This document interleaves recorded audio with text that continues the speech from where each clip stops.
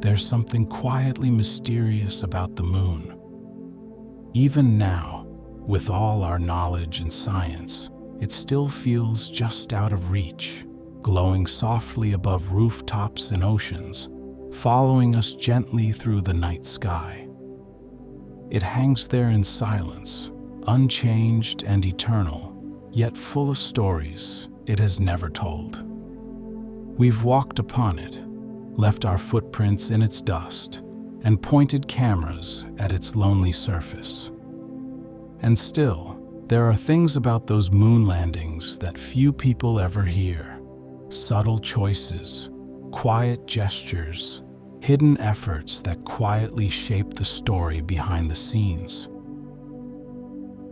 Tonight, we're going to drift into those gentle mysteries.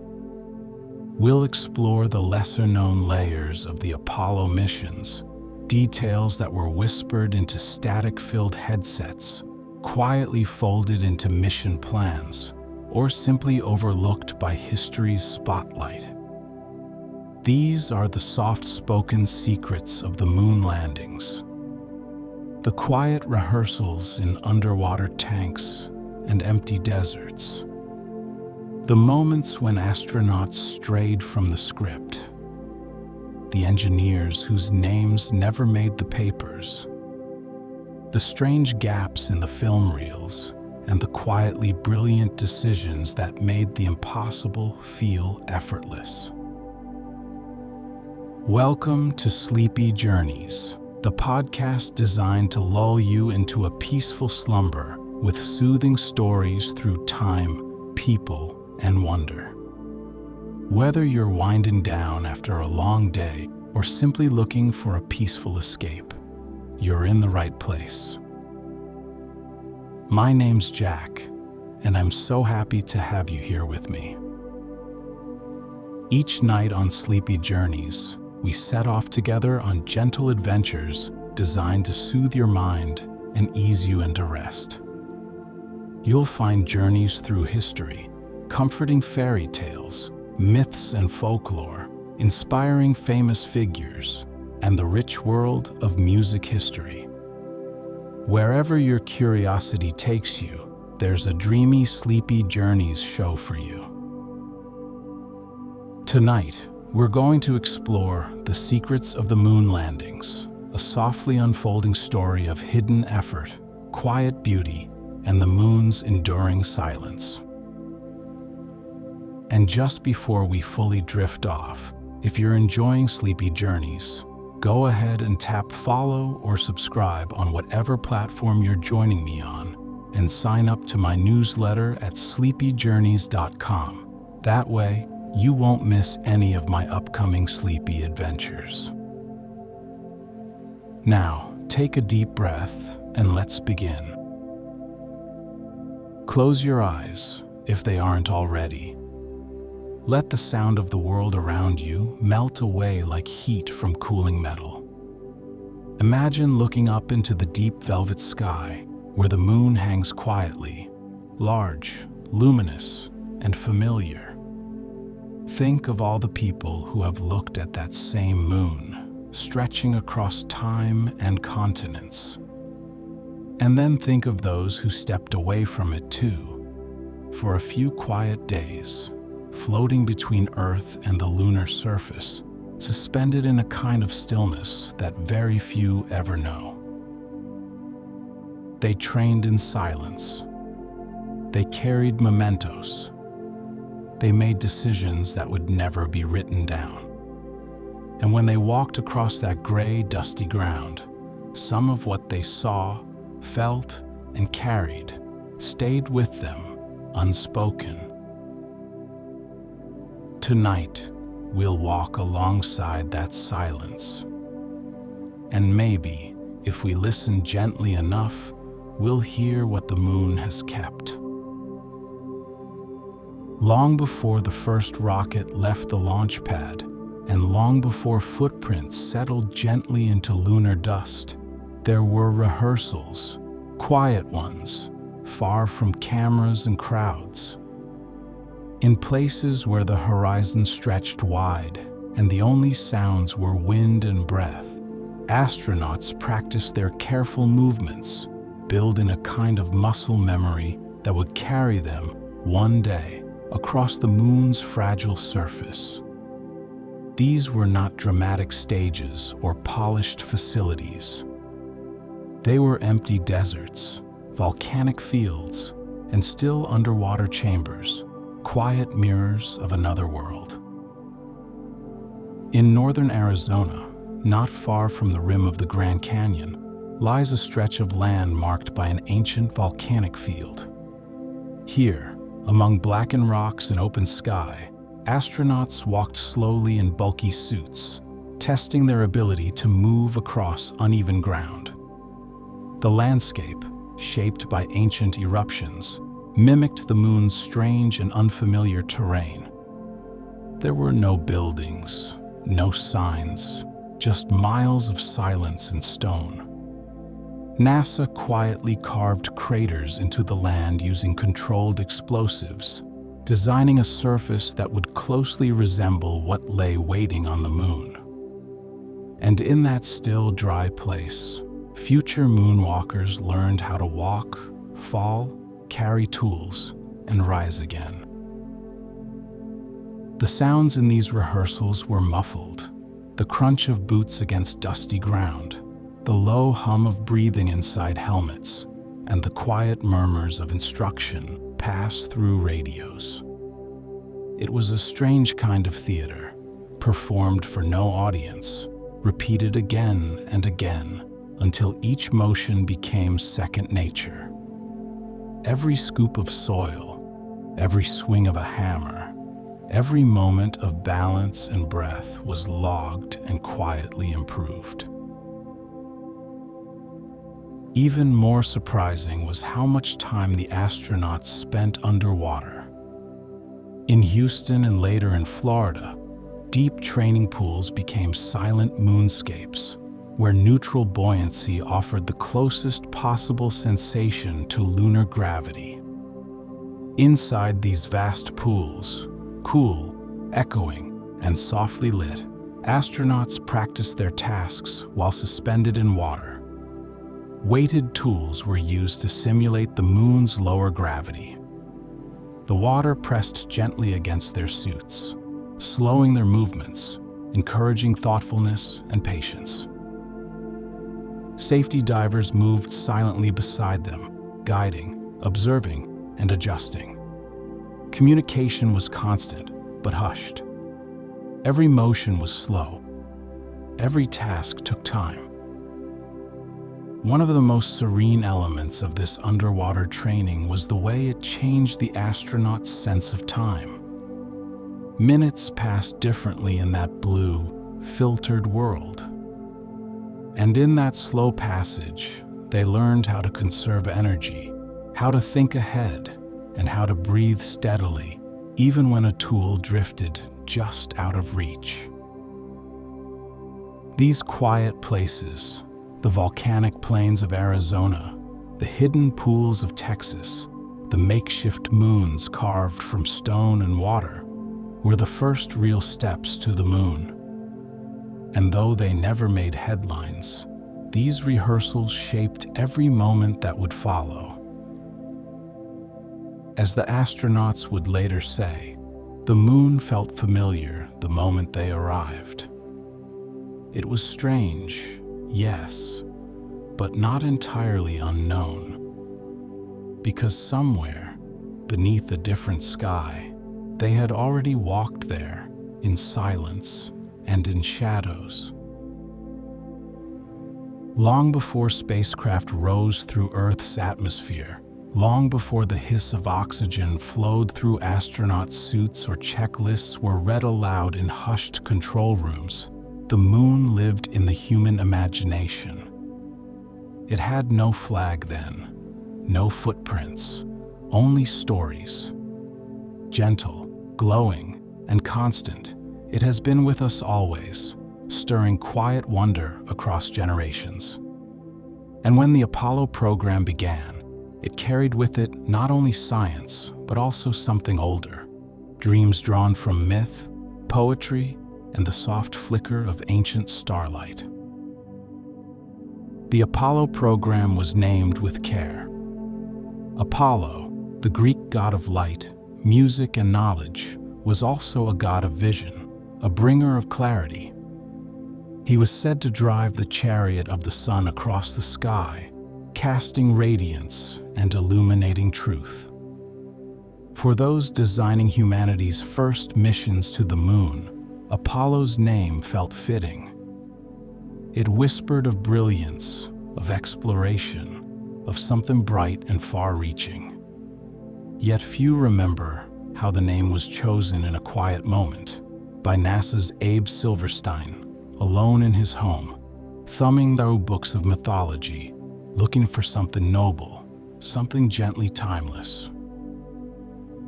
That choice, one name, spoken softly, set the tone for everything that followed. In the months and years that led to the missions, other inspirations wove their way in. Some engineers drew quiet motivation from early science fiction. Jules Verne's From the Earth to the Moon, published in 1865, told of a crew launched by cannon from Florida, landing on the moon in a capsule not unlike the Apollo command module. A century later, fact and fiction would gently touch as Cape Canaveral became the place where imagination found form. Elsewhere, lunar maps were filled with names that reflected a history of quiet wonder. The Sea of Tranquility, where Apollo 11 would eventually land, had earned its name long before the first engine ignited. Ancient astronomers, watching through early telescopes, gave the moon its placid names: Mare Serenitatis, Mare Nubium, Mare Cognitum, seas without water, but filled with calm. The poetic language lingered, and even in NASA's sterile documentation, phrases like Tranquility Base and Lunar Sunrise carried echoes of something older and softer. The astronauts, too, carried quiet influences. Neil Armstrong, in particular, was a thoughtful and reserved man. He was known to reflect often in quiet moments on the magnitude of their journey. His famous first words on the moon were rehearsed only within himself, shaped over time, shaped by silence. That's one small step, a sentence now known around the world, spoken with gentle gravity. And tucked within each mission, there were nods to myth and memory. Medals honoring fallen astronauts, a small branch of olive, a patch bearing a feather and the earth. Each symbol chosen with care, each a quiet thread in the long tapestry of how we've always looked up at the moon in wonder. Tonight, that moon still hangs overhead, untouched by time, yet shaped by all these quiet thoughts. Every story ever told about it, every name, every whispered wish, it holds them still. And among them now are the softly kept secrets that helped carry us there. Beneath the launch towers and the spotlight of televised liftoffs, far from the roar of rocket engines, there were rooms filled with quiet thinking. The Apollo program relied not just on fuel and physics, but on something far more subtle: code. Lines of logic, written slowly and carefully by hands that rarely appeared in photographs. Among these hands were those of women, engineers and coders whose names were not widely known, but whose calm precision carried astronauts all the way to the moon and back again. In a corner of MIT's instrumentation laboratory, there was a small team tasked with something that had never been done before: creating the onboard software for the Apollo guidance computer. The device itself was compact, elegant, and limited by today's standards, but in its time, it was quietly extraordinary. And at the heart of its intelligence was code written by people like Margaret Hamilton. Margaret often worked late into the night, surrounded by handwritten flowcharts, stacks of punched cards, and the steady hush of machinery. She coined the very term software engineering, though she never raised her voice to claim credit. Her code was written with a sense of care that matched the stakes. This wasn't abstract math. This was logic that would one day guide real people through space. The Apollo guidance computer ran on something called rope memory, a delicate system of physical wires threaded through magnetic cores, each wire's path determining whether it would store a 1 or a 0. Every instruction was literally woven into the machine. Once set, it could not be altered. So every line of code had to be correct. There were no patches, no second chances. Just a gentle insistence on getting it right the first time. Back at NASA, in buildings with long hallways and linoleum floors, rooms filled with consoles and blinking lights came to life during each mission. These were the computing and tracking rooms, calm spaces with quiet voices, where data scrolled across green monitors and technicians adjusted knobs with steady hands. Here, a quiet ballet of numbers and decisions unfolded in real time. Course corrections were made with slide rules. Alarms were interpreted. Messages were typed and read, all without rush or flourish. One of the most famous examples of the computer's grace came during Apollo 11's descent. As Neil Armstrong and Buzz Aldrin approached the lunar surface, the guidance computer threw up a 1202 program alarm. For a moment, everything paused. But the software, designed to prioritize tasks in real time, gracefully ignored non-essential requests and focused on landing. The code, shaped in silence months before, had built-in calm. It carried them through. Those who wrote that code, who verified its flow, who rewrote it line by line in draft and ink, never set foot on the moon. But without their quiet logic, no one else would have either. They worked in silence. They built clarity out of abstraction. And when the time came, their invisible systems held firm, like a soft voice in the background, whispering just enough to guide the way.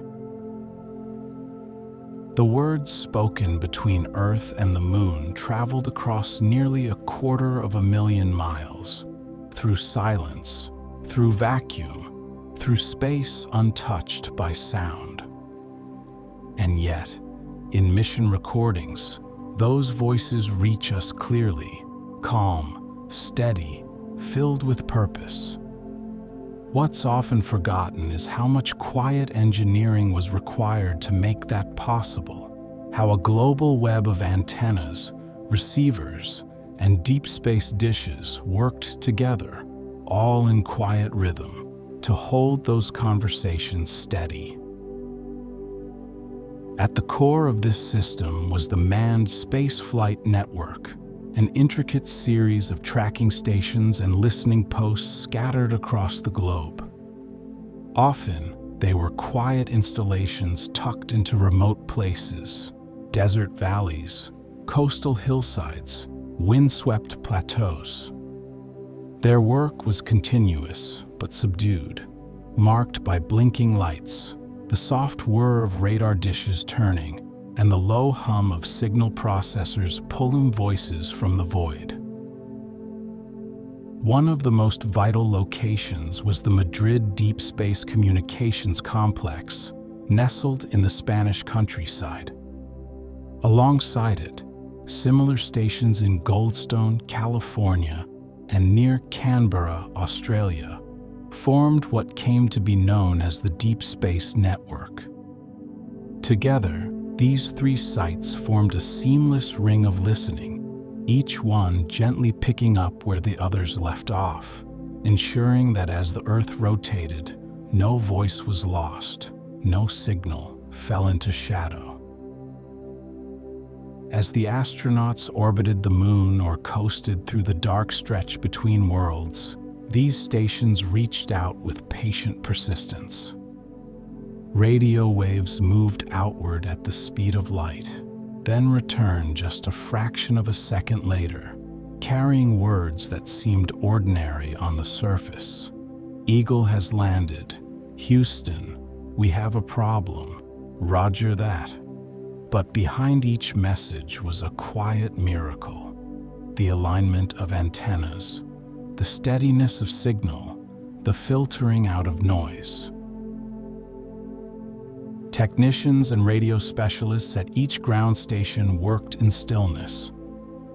They tuned frequencies with careful fingers. They monitored signal strength, adjusted gain, and checked for carrier locks. When static crept in, they didn't panic. They simply refined, recalibrated, adjusted dials like musicians tuning an instrument. And in a small Australian town called Parkes, an oversized radio telescope, designed for astronomy, was enlisted to support Apollo 11. On the day of the moonwalk, the weather turned rough. Winds rocked the dish. Yet the team pressed on, managing to capture some of the clearest images of the lunar surface as Neil Armstrong descended the ladder. Few remember their names, but the world watched through their lens. All of this happened quietly. No countdown clocks. No cheering crowds. Just a network of stations spread across continents, whispering to the stars, listening for replies.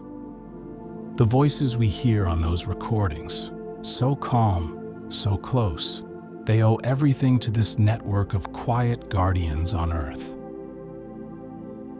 In that silence between Earth and Moon, there was always someone listening. And because they listened with care, the story of the moon landings could unfold in full. When Neil Armstrong descended the ladder of the lunar module and stepped softly onto the moon's surface, the world was watching. Or so it seemed. Television screens across Earth glowed faintly with grainy images of that first quiet step. But the footage most people remember, the ghostly gray figure moving across a pale plain, wasn't exactly what NASA had originally recorded. What we saw was a copy of a copy, relayed and transformed, and over time, even those copies quietly faded. Beneath the historic broadcast, there is a softer story of signals lost, tapes misplaced, and images never seen again. The original footage of the moonwalk was recorded using a special format, a slow-scan television signal designed to conserve bandwidth as it was transmitted back to Earth. It wasn't compatible with commercial television systems. So as the signal arrived at ground stations, including the Parkes Observatory in Australia, it was displayed on a small monitor and then captured again with a standard TV camera pointed at the screen. What viewers around the world saw was a refilmed version of the original, a broadcast of a monitor rather than a direct feed. And even in that moment, some detail quietly slipped away. NASA, recognizing the importance of what had been captured, stored the raw data from Apollo 11's slow-scan video onto magnetic telemetry tapes. These tapes, large, heavy reels, were logged, shelved, and quietly filed away. In the years that followed, As storage demands grew and missions multiplied, many tapes were reused. Others were moved to long-term archives that were never fully cataloged. By the 1980s and into the 1990s, as interest in digital preservation grew, researchers began searching for those original Apollo 11 tapes. They combed through warehouses, data centers, and long-forgotten shelves. But the master footage, the clearest, cleanest version of that first moonwalk, was nowhere to be found. Quietly, it had vanished into the folds of time and storage. Not stolen, not hidden, just gently misplaced. The story of the missing tapes is one of subtle irony. A moment watched by hundreds of millions around the globe, recorded with care, safeguarded by science, and yet slowly dissolved by the ordinary rhythm of bureaucracy and time. But the loss has never cast a shadow over the mission itself. Instead, it has become part of the moon's mystique. A reminder that even in an age of endless documentation, some things slip between the cracks. Some stories are remembered more in spirit than in pixels. To this day, copies of the footage remain, restored as best they can be, enhanced and archived with reverence. But the original signal, in its full resolution and purity, now lives only in memory, like a dream partly forgotten upon waking. And maybe that's fitting. The moon, after all, has always been a place of silence and mystery. Even when we bring cameras and code, it keeps a few secrets for itself. Though every moonwalk was choreographed with care, each step, sample, and statement written into long checklists, there were still small moments that escaped the script. Gentle, human choices that found space even on another world. The moon, with all its silence and solemnity, quietly received these moments without protest. And long after the missions ended, a few of these off-script moments emerged, shared in memoirs, interviews, or quietly passed between those who had been there. One of the most touching secrets left behind was a small patch of fabric tucked beneath the lunar module ladder during Apollo 11. It was a piece of the Wright brothers' original airplane wing, delicate muslin, once flown over the dunes of Kitty Hawk. Alongside it was a small splinter of wood from the same aircraft's propeller. No announcement was made. No plaque marked the spot. But there, resting silently in the regolith, was a quiet link between two first flights, one through air, one through space. Not far from that site, astronaut Buzz Aldrin performed a quiet act of personal reflection. Before re-entering the lunar module, he paused to take communion. A tiny chalice and wafer had been brought with him, a private gesture of gratitude, observed in silence. It was never televised, and it wasn't made public until much later. But for Aldrin, it was a way of marking the stillness, honoring the moment not just as a mission, but as a deeply human crossing. Other moments carried a different kind of softness.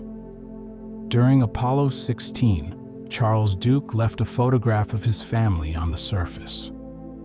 The small image, sealed in a clear plastic sleeve, showed Duke, his wife, and their children, smiling in the sunlight. On the back, he'd written, "This is the family of astronaut Charlie Duke from planet Earth. Landed on the moon, April 1972. It was a quiet gift to the future, gently nestled among the dust and rock." Some gestures were lighter still. The astronauts occasionally practiced playful movements, leaping, jogging, or testing how far they could toss tools in low gravity. On Apollo 14, Alan Shepard famously hit 2 golf balls with a makeshift club he had hidden in the lunar module. The balls didn't soar dramatically. They skittered across the surface and landed just a few meters away. Still, it brought a smile to the crew and to those who later learned of it. And on nearly every mission, keepsakes were quietly brought along, items not listed in formal logs. Medals, mission patches, flags, even tiny trinkets tucked into suit pockets. Silent companions on a journey few could imagine. In each of these moments, the moon itself remained unchanged. But in these private, off-script gestures, the astronauts brought something essential, a trace of humanity, folded gently into the mission. It never looked like a spacecraft, not in the way movies had imagined, or the way early science fiction artists had sketched in soft pencil and pastel. The lunar module, affectionately called the LEM, was oddly shaped, spindly, almost insect-like in its posture.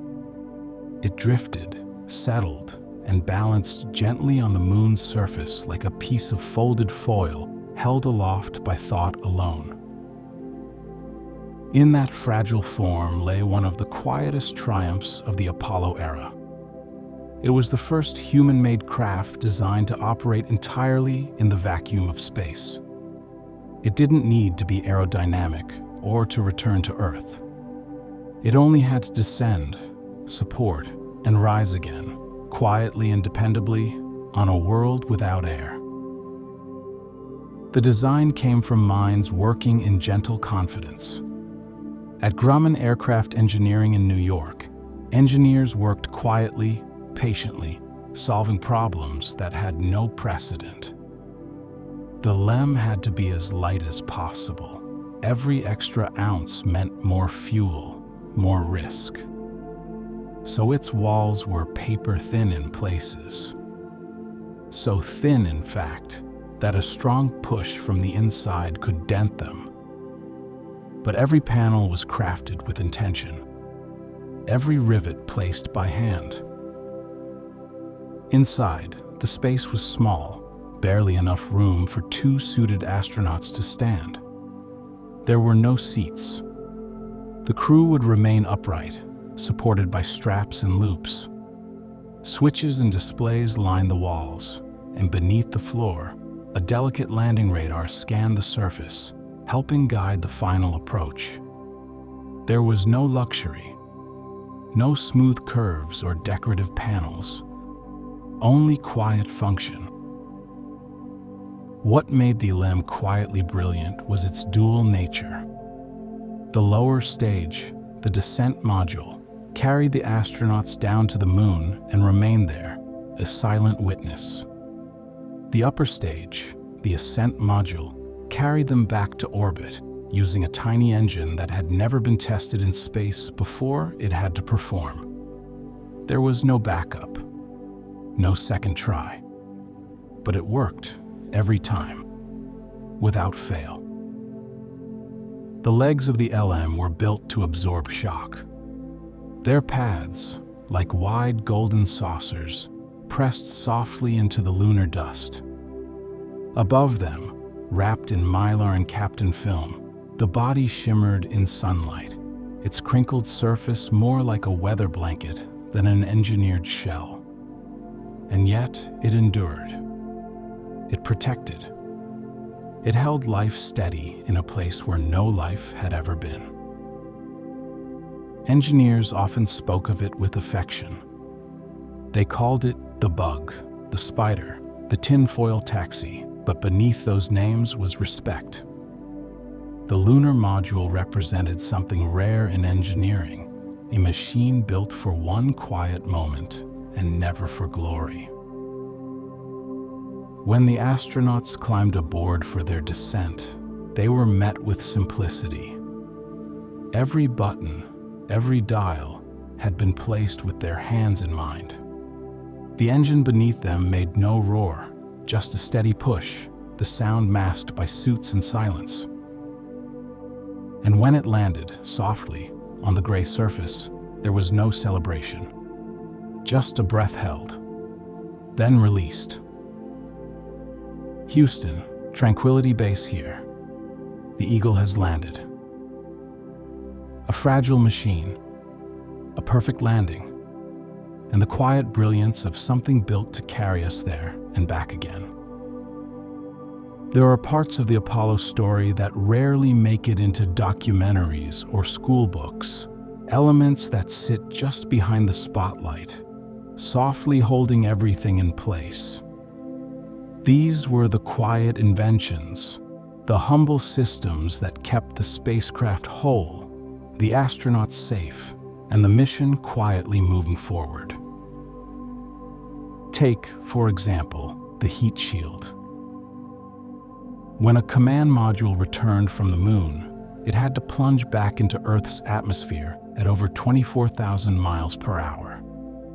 The friction alone raised temperatures to nearly 5,000 degrees Fahrenheit. And yet, in that intense descent, there was no firestorm inside the capsule. No panic. Just a slow burn outside and calm breathing within. The secret was a material called Avcoat, a lightweight ablative resin that gently peeled away, layer by layer, carrying heat with it. It wasn't designed to resist the fire, but to allow it just enough. The outer surface charred, then flaked away, releasing energy quietly into the sky. It was protection through sacrifice, soft armor for a falling star.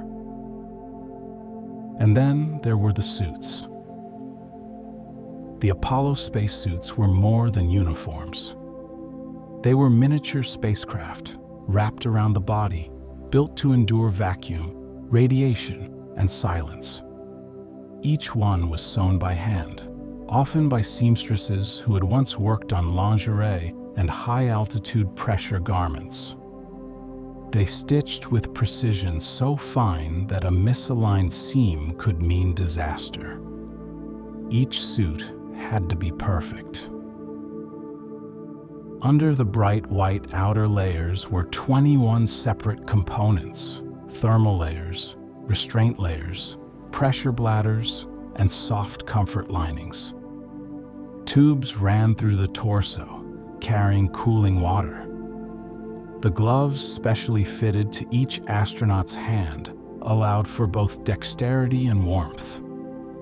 And the helmet, a gold-tinted bubble, offered protection from the sun's unfiltered glare, bright enough to bleach the landscape, hot enough to harm.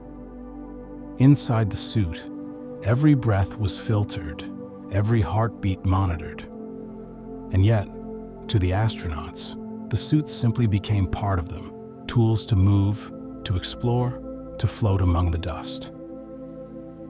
Then there were the smallest parts: valves, switches, connectors.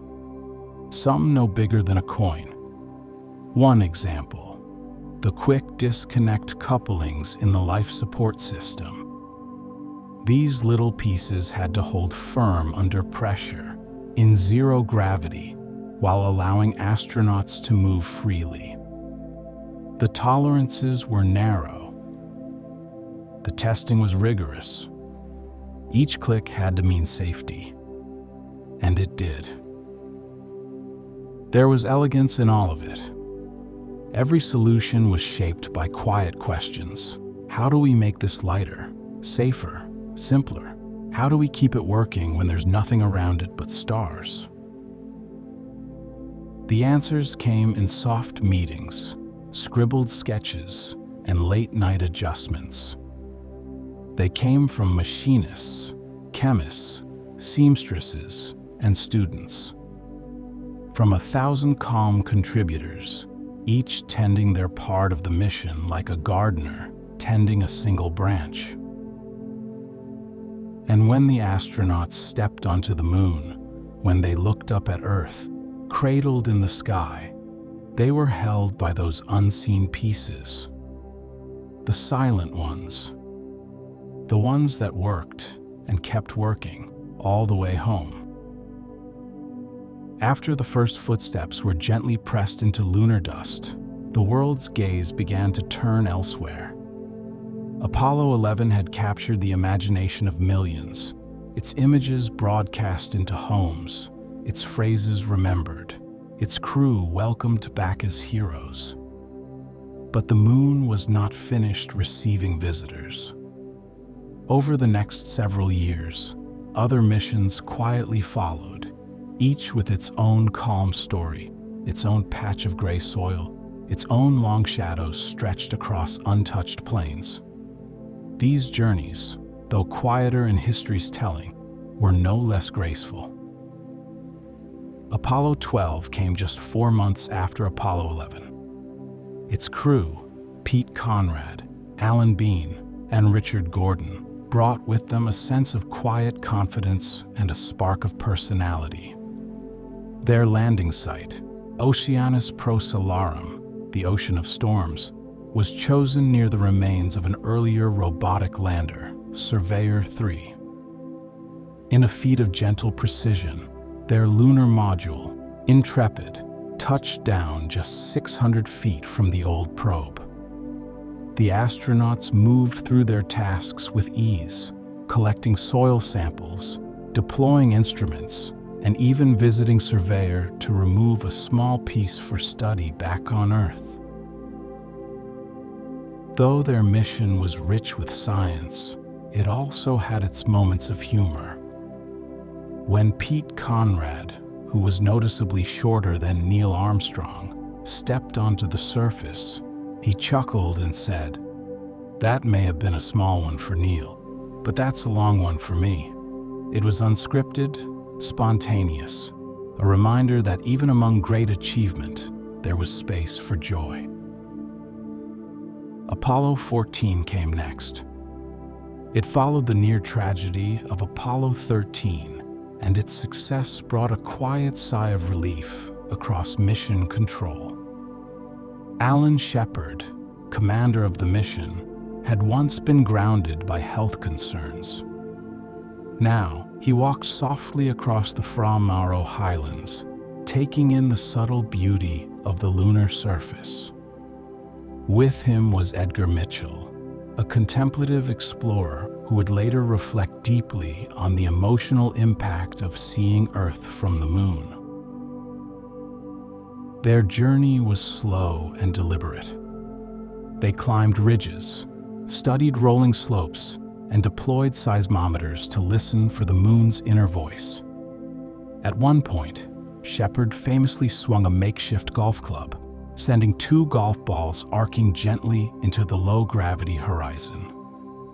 But even this light moment was surrounded by calm, by long silences, and the steady hum of life support systems beneath their suits.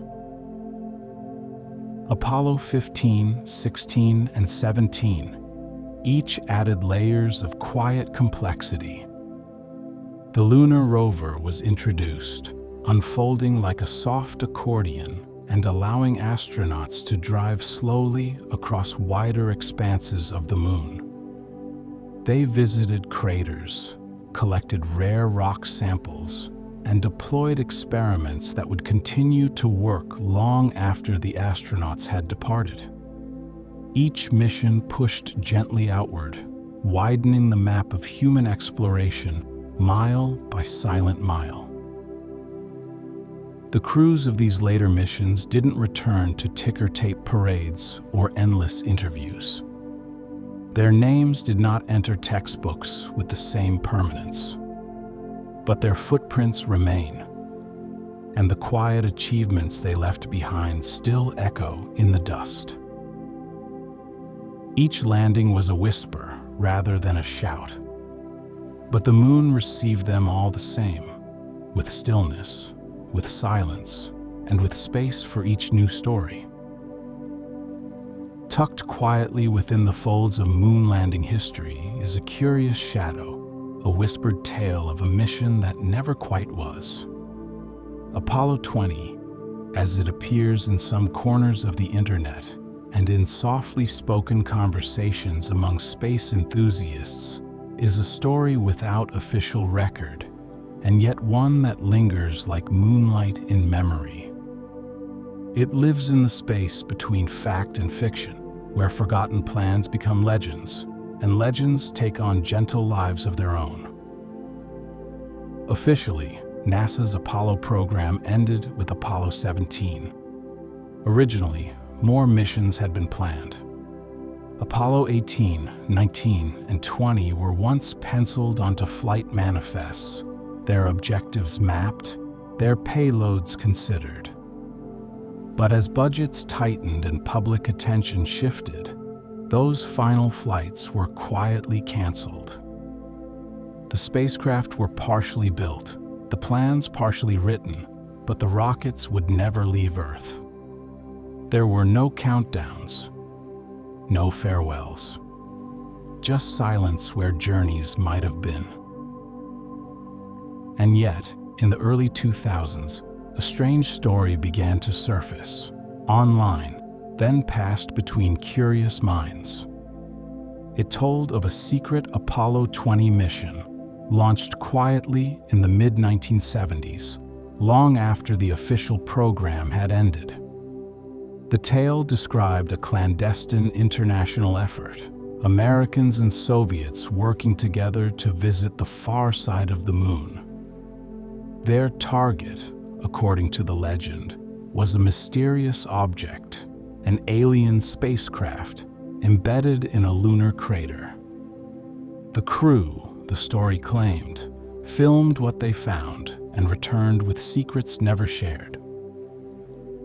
Accompanying these tales were fuzzy photographs, grainy videos, and softly voiced testimonies. A man claiming to be an Apollo 20 astronaut emerged, only to later disappear into anonymity. The footage, upon examination, was filled with inconsistencies, helmets with incorrect details, lunar modules lit in ways that didn't match the moon's light. Experts, gently and patiently, debunked the materials. But the story remained. It's easy to dismiss such legends, but in a way, they reveal something tender about our relationship with exploration. The moon, for all we've seen of it, still holds space for mystery. And people, drawn to wonder, sometimes fill silence with story. In the quiet gap left by the canceled Apollo missions, the imagination wandered. It shaped a ghost mission from fragments and hopes. In truth, there was no Apollo 20. There was only the idea of it, a soft echo of what might have been. Yet even imagined journeys have a kind of beauty. They remind us that space is not just a destination, but a canvas. That the moon, always just out of reach, continues to inspire us to tell stories, even ones that blur the line between memory and dream. And perhaps that's the secret the moon keeps best of all. That even after real footprints have settled in its dust, it still belongs, in part, to the quiet world of stories. Long after the last boot left the lunar surface and the final module rose into orbit, the moon remained gently marked, not only by footprints and flagpoles, but by quiet instruments left behind, still resting under an endless sky. These tools, placed with care and silence, were never meant to return. They were left to listen, to reflect, to wait. And in their stillness, they've continued to speak, softly, over decades, long after the voices of the astronauts faded from the radio waves. One of the first and most enduring gifts left on the moon was a set of seismometers. Planted by the Apollo 11, 12, 14, 15, and 16 crews. These delicate devices were designed to detect the faintest tremors beneath the moon's surface. They sat quietly on the regolith, their sensitive instruments shielded by foil and insulation, tuned to pick up subtle vibrations caused by meteorite impacts, internal shifts, and thermal expansion. Through these seismometers, scientists discovered that the moon has moonquakes, slow, gentle rumblings that can last for hours. The moon is not entirely still. It breathes in stone, echoing softly beneath its crust. Then there were the retroreflectors. Placed during Apollo 11, 14, and 15, these small panels were fitted with arrays of glass prisms, passive instruments designed to return light exactly back to its source. From Earth, powerful lasers are aimed at the moon. The beams, traveling through the quiet dark of space, strike these mirrors and bounce back, allowing scientists to measure the exact distance between Earth and Moon with exquisite precision. The data reveals that the Moon is slowly drifting away, about 3.8 centimeters per year. Its motion so gradual, so unhurried, that it becomes a kind of cosmic sigh. And still, the mirrors reflect, year after year, untouched and unbroken. Other tools remain as well: solar wind collectors, magnetometers, heat probes, and corner cube reflectors. Each was placed by gloved hands in the soft dust, calibrated in low gravity, and gently turned on. Many operated for years. Some continued far beyond their expected lifespans. Others stopped as planned, their missions complete.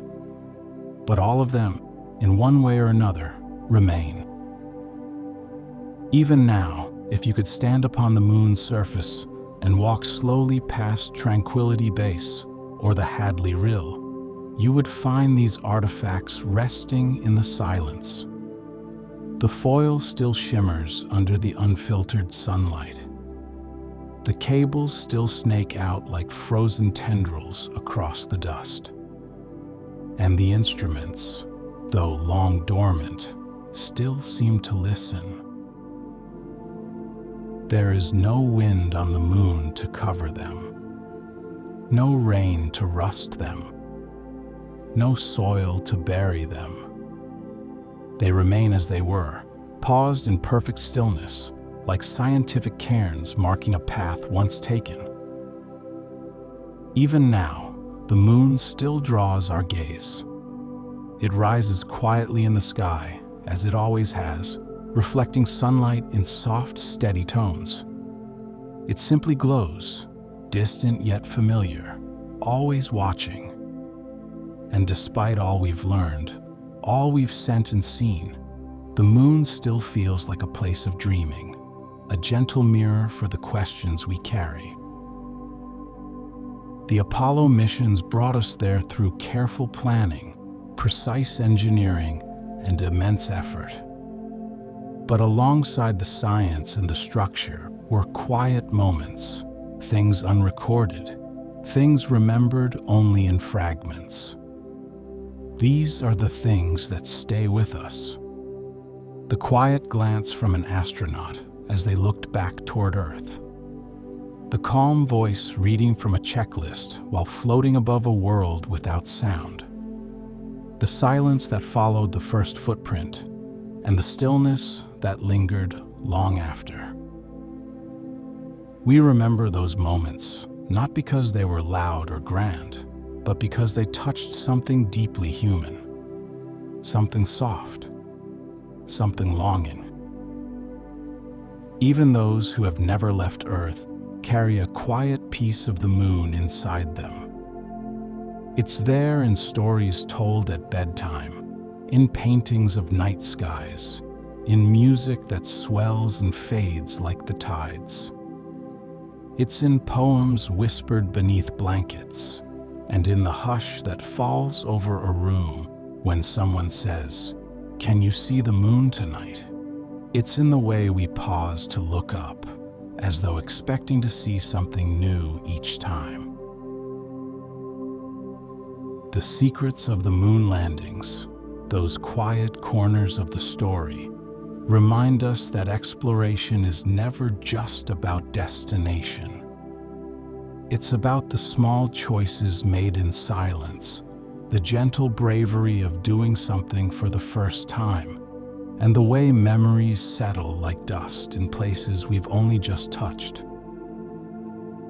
The astronauts who traveled there carried with them more than tools and flags. They carried hopes, curiosity, the soft weight of all who had dreamed of the moon before them. And when they returned, they brought back something invisible, something you can't measure in kilograms or kilometers. A deeper stillness, a kind of knowing. As decades pass and new missions are planned, the moon remains. It waits without expectation. It holds the memory of each visit, each experiment, each quiet step. And though the stories of those journeys may fade and fragment, the longing does not. Because the moon, more than a place, is a feeling. And feelings, especially the quiet ones, have a way of lasting longer than we expect. The moon still rises, just as it always has, soft and full, or slim and silver, drifting across the sky in its quiet rhythm. It watches over forests and oceans, rooftops and deserts, casting its gentle glow on every sleeping city, every open field. High above, beyond sound and wind, it remains unchanged. And yet, it carries with it a history, one marked not only by the famous first steps, but by quiet moments, forgotten details, and softly held truths. Tonight, we've walked through those subtler parts of the moon landings. We visited the deserts where astronauts trained in silence, and the underwater chambers where gravity became a gentle dream. We listened to voices that traveled across space, held aloft by distant receivers, and to the careful minds who wrote invisible code, line by line, guiding each step. We uncovered small keepsakes, tucked into suit pockets, and instruments still listening in lunar dust. And we gently opened the door to myths and misunderstandings, letting them rest beside the facts, in the soft space where memory and imagination meet. The moon holds these things without judgment. It makes no distinction between legend and truth, between science and wonder. It simply waits, silent, soft, and distant. And in that waiting, it continues to draw us closer, with the sense that, even in a universe vast and unknown, we have touched something steady. As you rest now, allow your thoughts to settle like lunar dust, slowly, gently, without direction. Let the hum of memory fade into stillness. The moon is still there, overhead or just beyond your window, glowing quietly as it has for all your nights. Let yourself drift, carried by the same calm gravity that shaped these stories. The gentle pull of quiet effort, the hush of the stars. Thank you for joining me on tonight's journey. I hope it brought you a little peace, a little wonder, and a little closer to rest. Until next time, sweet dreams.